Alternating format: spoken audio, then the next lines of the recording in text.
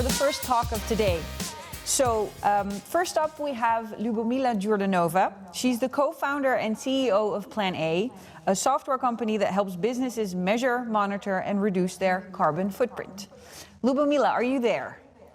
Yes, hi. Hi, good morning. How are you? I'm great, thank you. Are you excited for today? Of course, I'm excited. I think the content of the conference is really phenomenal, so looking forward to do my contribution to that. Great. Well, we are very anxious to hear what you have to share. I have to say, I already have a million questions, but I will keep my mouth shut until after your presentation. But just a quick reminder for the people watching, if you have any questions, just click on the Q&A section at the bottom of the Zoom call, and you can already post your questions to Lubomila during her presentation. And then when she's done, I'll have a little Q&A with her and answer some of your questions. But for now, Lubomila, I would say the floor is yours. Have fun. Thank you so much. So please let me know if you see my screen.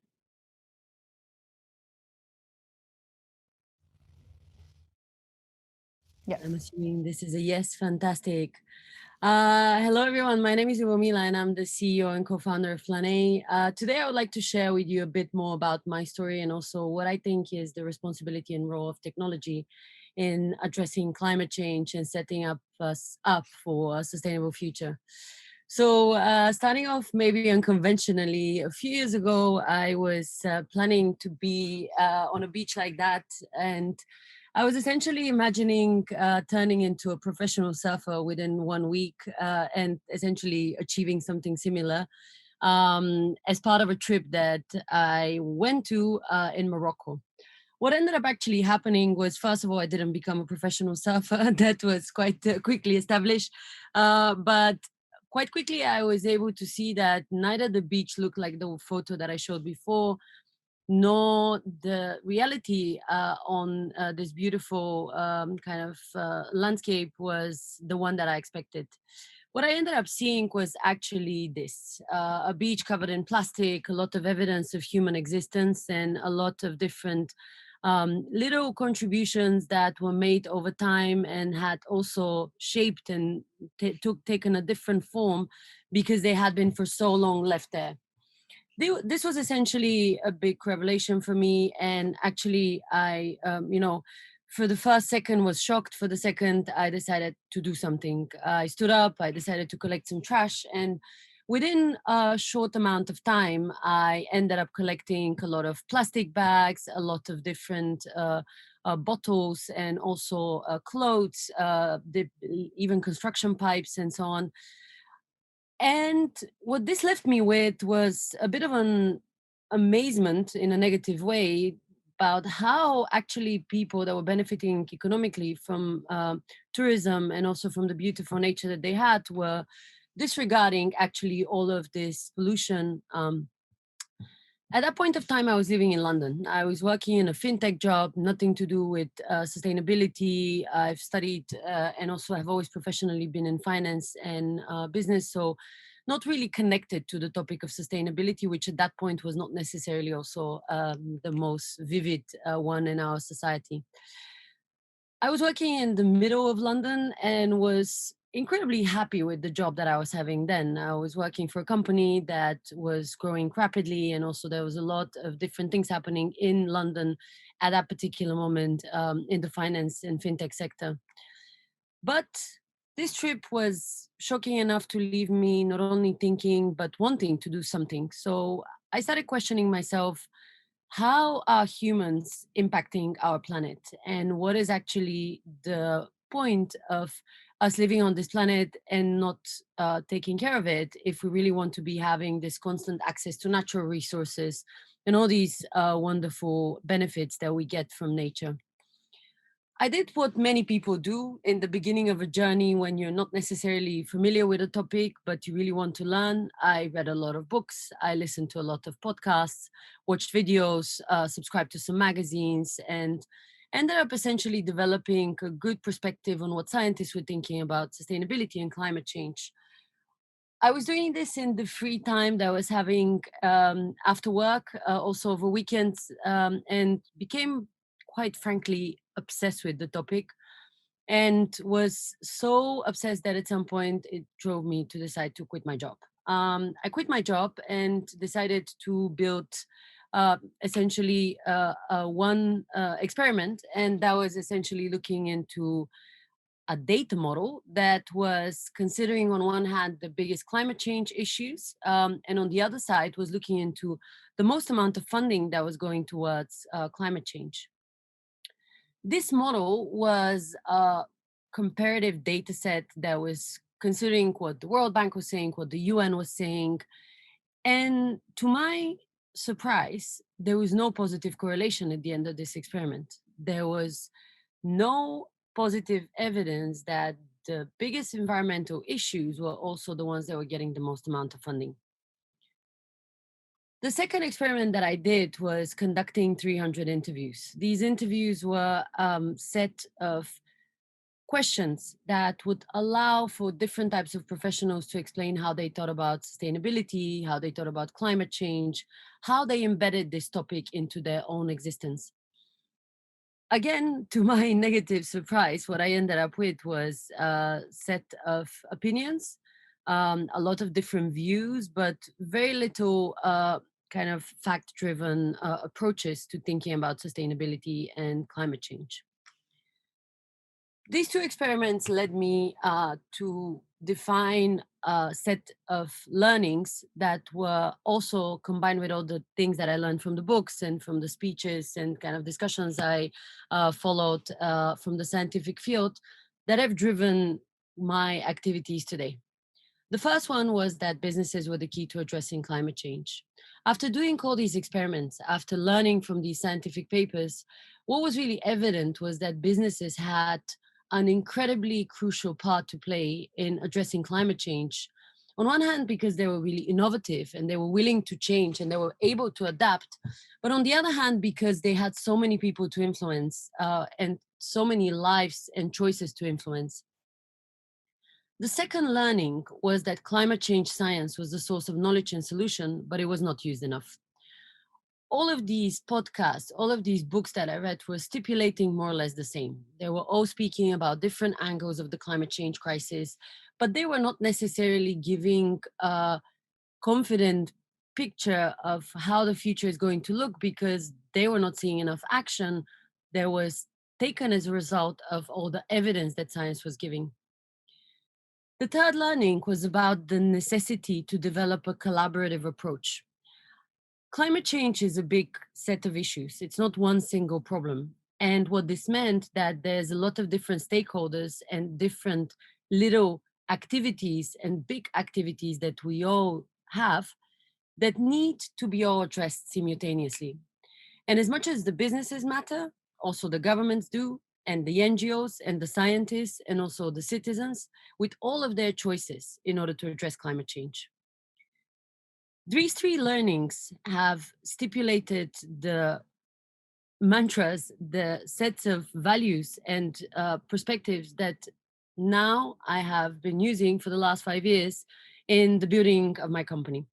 My company is called Plan A, and it has been living a long life and kind of a big, has gone through a big evolution that has allowed us to essentially define different products and services that enable individuals and businesses to support addressing climate change.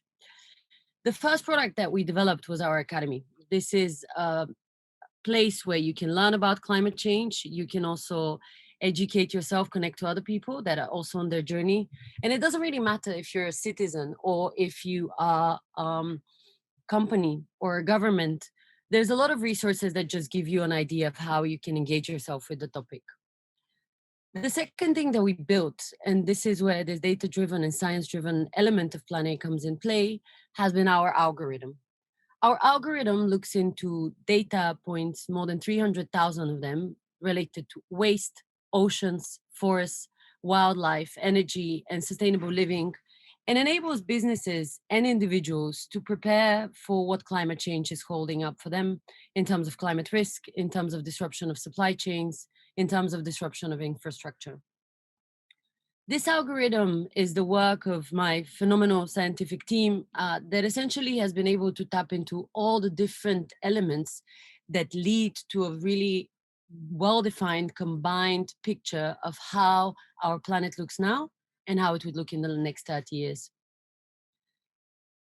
The thing that we have built over the last 3 years is our software. Our software enables businesses to monitor their carbon footprint and then learn how to reduce it. This is a heavily dependent on data product that is able to define an agenda for decarbonization for any corporate and has enabled us to support companies on average to reduce their emissions by 15 to 20% for a year. What is behind all of these activities is a lot of data. There's a lot of knowledge about how you can actually define our reality by adding this environmental KPI layer that at the moment is missing. At the moment, we're not calculating environmental costs in the way we look into our economy, in the way we look into our lives. And that is one of the huge issues that have driven climate change to happen and to be so severe as it is today. The final thing that has been the creation over the last year is the Green Tech Alliance. This is a community of more than now 700 startups from all over the world. And it's essentially a community that enables these innovators in the sustainability and green tech space to connect to advisors, more than 500 of them, who are donating their time on a monthly basis to support them for free. And this essentially is a community that is welcoming anyone that follows science, anyone that understands greenwashing and makes sure that, of course, this is not something that they do. Today, I would like to share a bit more about my vision of what is the role and responsibility of technology in the drive towards a sustainable future. Data is a key element to that, and data is what has been driving Plan A, and data is this layer that allows us to develop an understanding of where we're standing today. But there is certain elements of our existence as tech companies or as tech founders, which allows us also to contribute further, going beyond the data, going beyond the facts. As a first question, I would wonder if all of you would share the same opinion. What is the role versus responsibility in a definition? If you look at the definition of a role, this is something that has been given to you by society, by a company, and it's something that is quite clearly stipulated. But if you look at responsibility, it's something that is also given to you, but there's an opportunity there for responsibility to be claimed.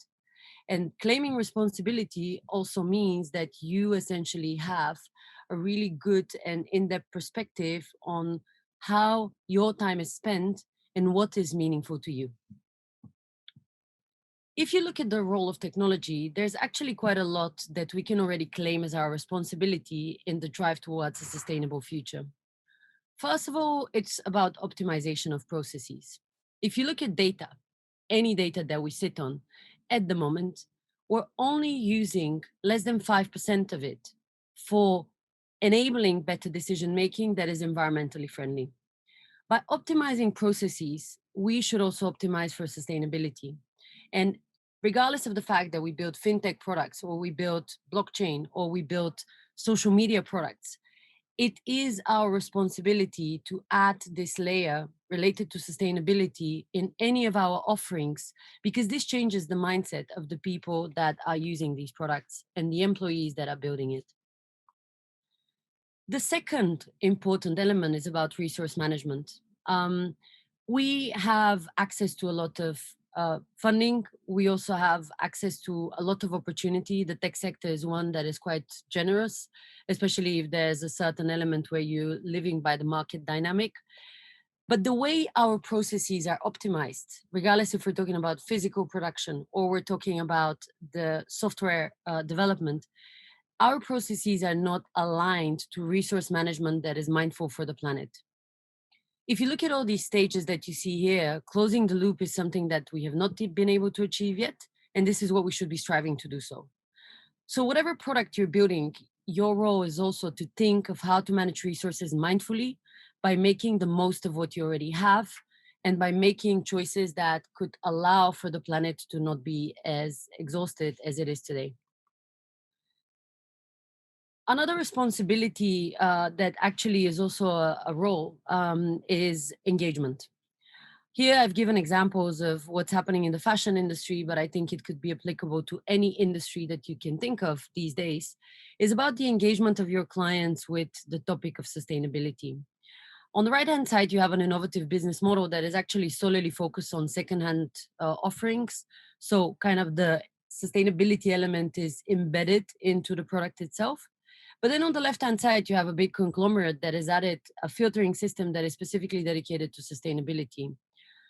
Regardless of what's your opinion of the success of these engagements and of these filtering systems, what is really useful is for you to think of how this can be applicable to your own product and what little element you can achieve and add that can allow for people to engage with the topic of sustainability while using your product as it is today. One thing to be mindful of course, greenwashing and making sure that, of course, whatever you offer is also backed by data, backed by science in the way you present it to people, making sure that you don't claim something to be sustainable before it is so. Another responsibility and also role is equality. We often forget that actually the tech sector is really mighty. It employs millions of people, and it's also one that is highly dependent on the supply and the demand of certain skill sets. This is a quote from the UN University that specifically focuses on the skill premium, which is the idea of the access to certain skills. And when this supply is not necessarily there, that basically leads to a skill premium. And basically, this widens the inequality gap that we can see worldwide increasing as we speak. Our role as a tech sector is also to understand and identify these opportunities for improvement, but also loopholes where we might have skipped understanding where we're maybe offering in an unequal term opportunities for people in your company and in the surrounding ecosystem. The second, but equally as important, which is why there's another number one in the in the title, is the responsibility of technology. This is not something that is expected from you as a tech owner, tech person, tech employee, or tech company investor, but it is an opportunity for you to take. And if you decide to do so, you're going to increase the impact that your company and your position in society is going to, be having. The first one is again engagement. Again, regardless of your opinion of the big tech companies who have been definitely scrutinized about their sustainability efforts on multiple levels, this is an example of what engagement actually means, where companies like that are pressed to be taking responsibility for climate change. And it doesn't take for you to get to the point of being the size of Amazon for you to claim this responsibility. You can also do it today. And the engagement is actually related to the fact that you can take your company and make an action that allows you to see yourself and also to be seen by your clients, by your shareholders, by your stakeholders as someone that really is understanding the problem that is at hand and you're part of the pie in terms of negative impact that needs to be addressed. The second element of responsibility is about the money in the ecosystem. Tech investments have been increasing sporadically, but now the times have changed and there's actually a massive shift towards investments, not only in green technology, but in any tech. Green technology is a small little fraction of that. And as a tech founder or as a tech employee, there's a level of responsibility of you to think of how you spend your resources, how you distribute budgets, and make it in a mindful for the planet manner. Money in the ecosystem doesn't mean you have to donate on a monthly basis from your revenues. It actually means on what kind of initiatives you set up for your employees. It means on what kind of engagements you develop with your customers. It also means of what kind of investments you make to scale your company. Do you pick geographies that are actually going to benefit significantly from your product because of essentially the fact that they're facing climate change? Or is it that you are actually understanding your responsibility as a tech sector and you're speaking up and you're making effort and you're putting time and resources into the topic?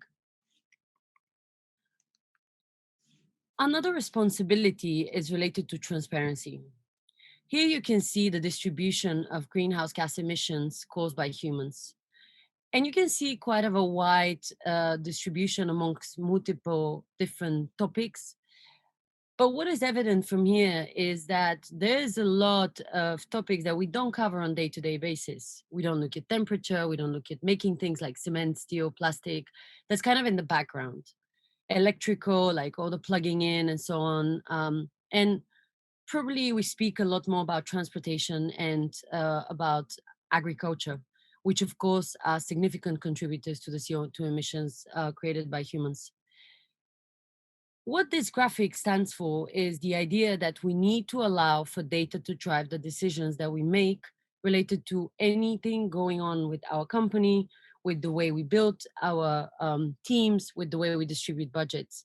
And transparency is what's going to allow us to really define a clear agenda that is aligned to fact-based decision making and allows our company to really be at the forefront of sustainability because we started with the facts.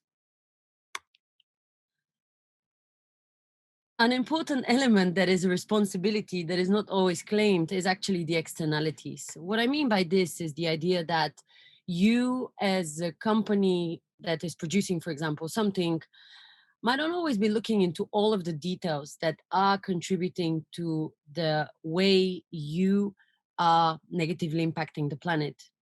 Here you have an example of different types of bags, and you can see actually what is their water footprint, what is the emissions footprint, and what is the energy footprint.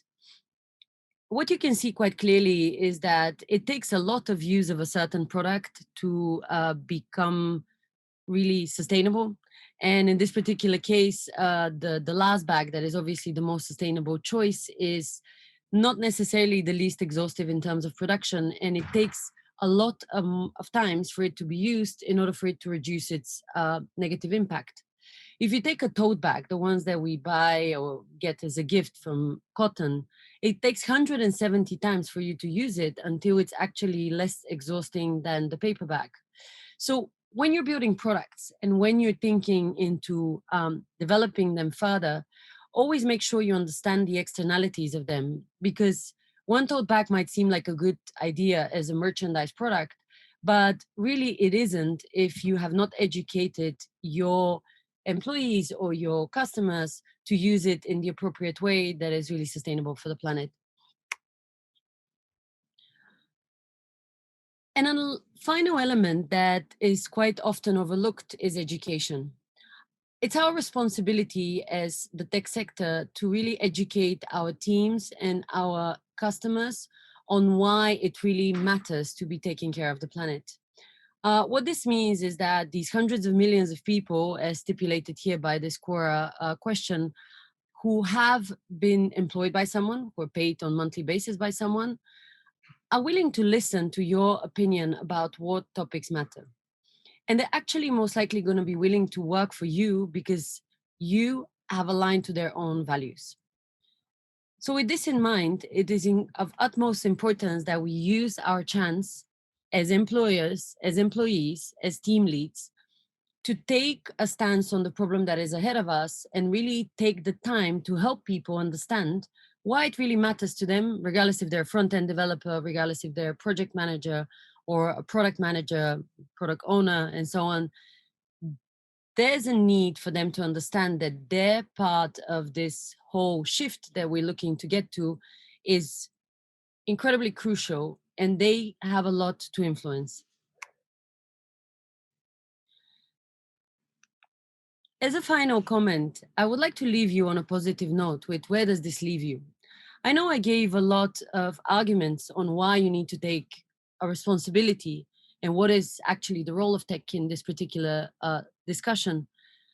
But I think there's some tangible things you can do today that can eliminate maybe the burden of having to go through all of these little elements that I mentioned and focus on getting results as fast as possible.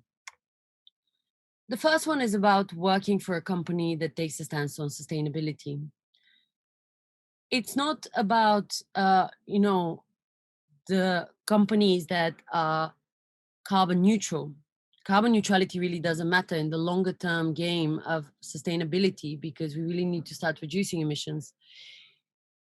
If you're looking to join a company, find a company that really is understanding their responsibility and are taking their journey to become sustainable. If you are already in a company that is not necessarily taking an action, you can also support them on taking the sustainability journey. And this, if you're in the CEO position, means setting up an initiative. If you're in someone that is in another team, you actually have the chance to also request from your management or request from your team to be there with you and set up something small. But this journey needs to start somewhere, and you're the perfect person to start it because you're more awake than others about the problem. Inform yourself about greenwashing. This is incredibly important. We work with corporates from all over the world, and what we see quite often is that companies are really confused about what sustainability stands for. There's a few basics that you can learn about why carbon neutrality doesn't matter, about how emissions are calculated, about what really means to be sustainable, that can allow you to understand and inform your choices of what company you work for, how you drive your own company to become sustainable, or how you take your customers on a journey to be sustainable. And then finally, work on innovation addressing climate change. If you're looking into starting a new project, or you're setting up a new division in your company, or you want to kick off something new, think of an angle that allows for sustainability to exist within the mindset of this organization, of this project. One thing that is often forgotten is the fact that the only thing that matters is reduction. I've spent a lot of time educating myself now with the scientific team. I do it on a daily basis. And what I learned quite a lot is that reduction is the only way forward. Why this really matters is that you, as an employee, as an employer, as a CEO, investor, by knowing that, you can really allow and support others to be effective with their sustainability actions. If you look at the statistics, there's nothing actually ahead of us different than increase in emissions. All of the models are showing that just because our production is increasing, our population is increasing. So it would take for us to shift towards a different model for this to essentially be able to happen. And finally, manage with sustainability in mind. You don't need to defer and shift half of the budget of your company towards sustainability. But if you kick off something small, if you start getting your employees and your team to start thinking about the topic, you're already halfway ahead of the rest of the companies and the rest of the journey that is ahead of many. Thank you so much. And I look forward to hearing more about your ideas and questions. Thank you so much, Lubomila, for that talk. First question I have, and I think it's also the most important question. Where did you go surfing in Morocco? I went to Agadir, and I was on Banana Beach, which is the most famous beach. It was a disaster. I have to say, I went to Tagazout myself, and it was very similar, where they've become very accustomed to the number of tourists and indeed the impact that has on, well, the local community, but also the local ecosystems it's pretty intense to see indeed. So I can imagine that it was an eye-opener for you. But on to the more serious questions related to the content of your talk. Charlotte, are there any questions from the audience? Yes, definitely motivated. Okay. So how can you as a company set yourself apart on a sustainability journey? Yeah. But how can you also make sure that it's genuine and that it's still profitable? It sounds like 3 questions in one, Lubomila. I think setting yourself apart at this stage of development and maturity of the topic is quite easy because basically the efforts of many companies are quite, I would say, simple. There's a lot of work on kind of carbon emission calculation, but not really in the depth of the full scope 1, 2, and 3. So I would say if a company is looking to stand out, first of all, look into your full emissions and then define clear actions for decarbonization, but make them available to your customers and your employees to learn about. and make them part of the journey. Because where companies fail to understand what sustainability is the idea that sustainability is something you need to hide until you have not achieved a full kind of success. The truth is totally the opposite. We work, for example, with the banking sector quite a lot, and there's a lot of scrutiny, of course, because historically there's been a lot of investments that have been made that maybe are not the most sustainable. But the moment when you open your kind of heart to the fact that you're really, looking into changing, there's a lot more sympathy and a lot more willingness for people to listen, because they obviously know it takes time. So this is the really clear way of setting yourself apart, being honest and being engaging with others on the journey. Yeah, and how can you then still make sure that it's profitable? Do you feel that companies have to choose between sustainability and profitability? No, not necessarily. And I think a good example is an experiment that was done in the European Commission. They decided to test investments in a lot of different kind of European Union countries, where they told companies that were quite well established, here is like a few million, please set up a sustainable line of your product. So let's say you're producing jeans, or you're producing some cups or something like that. And what they found out was that the companies on average were making 25% more profits from their sustainability line than from their average lines, just because it was what consumers are looking for at this stage. So I think in Europe, you can definitely rely on the fact that if you just add to your existing business model this sustainability layer mindset without greenwashing, really important, you end up essentially benefiting, because there's still a lot of space. Like, we're going to get to the point where everything is sustainable. At this stage, this is not the case. And this is where companies can benefit by being pioneers in that. And so, if I may follow up on that, talking about pioneers, you mentioned indeed businesses are key in this fight against climate change. But at the same time, I think you and I can agree that the companies that are really pushing the boundaries and the companies that are already very seriously working on sustainability is quite limited. So while they are key, you could question to what extent have they already felt that sense of urgency to push this forward, and should there maybe not be also more legislation and regulation being pushed from institutions, governments, European Union, etc., to give them a little nudge, so to say, to make them walk faster? Yeah, it was really funny. Yesterday, I was speaking at an event with the European Commission, and Martin from the Commission, he basically said, it really is music to my ears that someone is suggesting more legislation. You are the second person that shares that. I think we definitely have seen, because we work with a lot of publicly listed companies as well as also large corporates, and for them, legislation is really a defining element in why they take on really huge sustainability agenda as fast. I think what we really need to remember in this whole discussion is that there's a significant domino effect in all of these activities that we're speaking about. Legislation is probably the biggest nudge that someone can get, especially if you're a publicly listed company. But the consumers are also part of the nudge, because at the end of the day, if it's for the choices that we make in the supermarket that are now becoming significantly more sustainable, or if it's related to how people perceive like some scrutiny related to ESG and fast fashion and so on, like there's an opinion on the consumer side that also stands for a lot.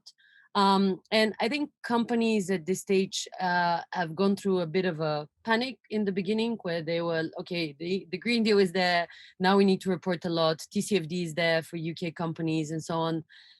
And now there's a bit more of a realization of what tangible efforts can be made. And I believe that this is going to kind of lead to a bit more of a clarity that definitely is coming also with a set of new regulations, which helps a lot as well, of course. Yeah. And what are some of the companies that you find inspiring? So what companies out there globally, or maybe also working with you, do you feel have a good grip on their data, on their emissions, their footprint, and are also working very significantly on reducing them? One of my favorite examples is Gani. Gani is a fashion company from Sweden. They are one of the biggest fashion companies there, and they are perceived as all of the luxury brands on this planet is kind of the template that you should look forward to becoming, because of the fact that they have been really outright open about what is sustainability, how they're gonna reach their reduction goals, and so on. We started working with them 6 months ago, and it has been amazing to see how organized they are in terms of the data that they have, but also how willing they are to change. And they've been constantly innovating. So on one hand, they've organized internally the processes to be able to capture all of the data and take action based on it.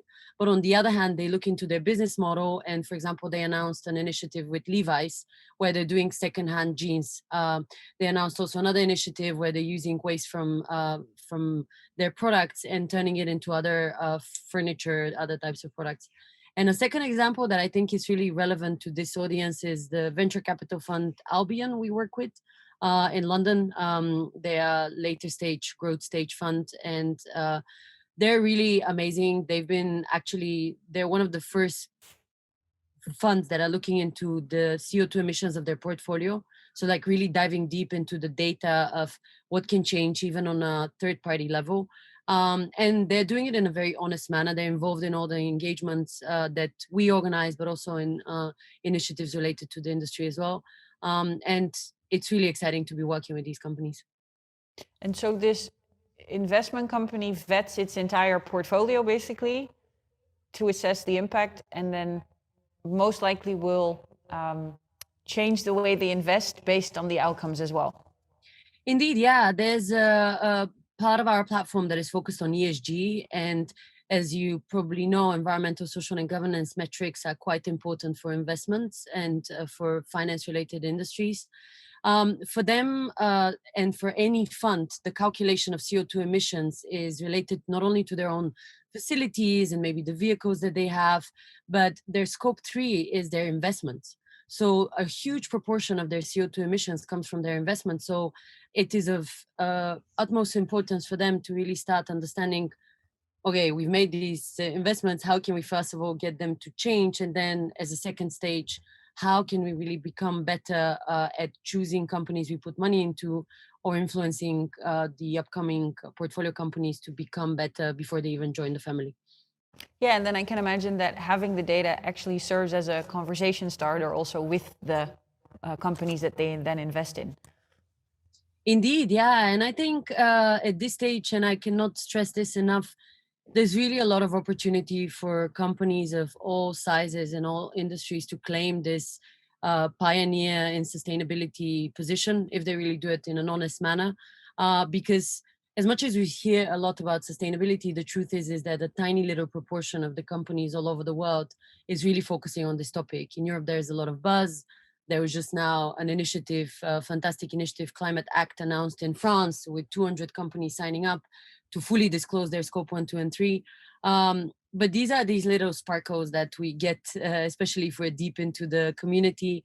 That is not the reality everywhere. And there's still a lot of industry activity that is not even monitored altogether.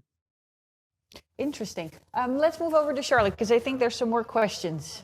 So Lubomila, where do you see the trends going for companies and their interest? I mean, if I take the broad topic of sustainability, I guess what we're seeing a lot more now is companies really wanting to dig deep.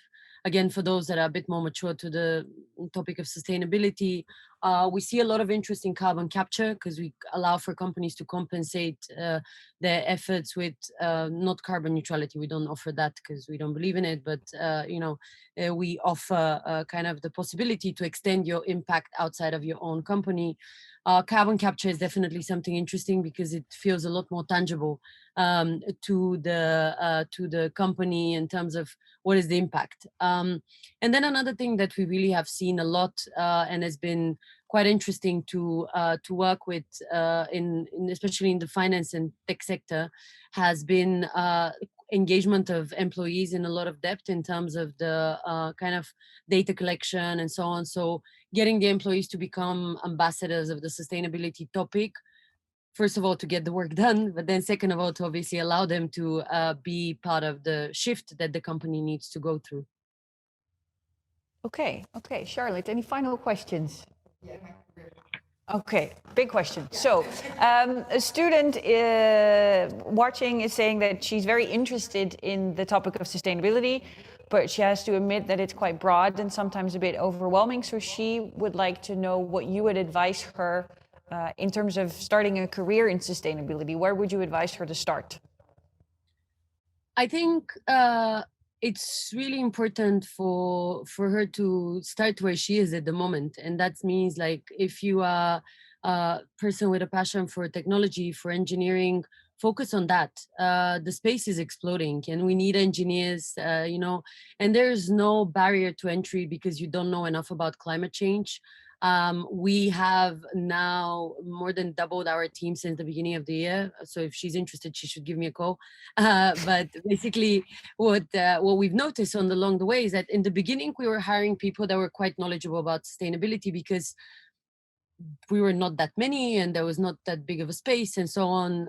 And now, because the space is really, especially in Europe, quite significantly growing, there's a lot of possibility for you to enter, and all skill sets are valid. We need operational people, we need salespeople, we need engineering people, and we're one out of thousands of companies that are doing something in the space. So start where you are, and then make sure you choose an environment that really welcomes you as you are, but also helps you learn. Because I think what we do, for example, with our employees is that we really give them a lot of schooling on kind of climate change and just giving a lot of knowledge so that they can feel comfortable that they're also experts in the topic that the company stands for. But yeah, make sure you use your skills, and then make sure you pick a company that really helps you on your journey to become a bit of an expert in the field as well. Yeah, and if I may add to that, I get that question a lot as well. And I also always try to challenge them to think of what exactly in the area of sustainability are you interested in? Because indeed it can be social sustainability, environmental sustainability, it could be waste, plastics, or indeed maybe marine ecosystems. So try to think of what you like within sustainability, and then maybe give Lubomila a call, because I think I heard an open invitation here, so I would definitely take that chance. Lubomila, thank you so much for your talk. It was very inspiring to hear what you're working on with Plan A, but also how you look at the industry evolving and developing. Thank you so much for your time. I hope you'll stick around for some of the other sessions as well. And yeah, please give a big virtual hand for Lubomila. Thank you so much. Thank you so much for the invitation. It was such a pleasure. Chat soon. Great.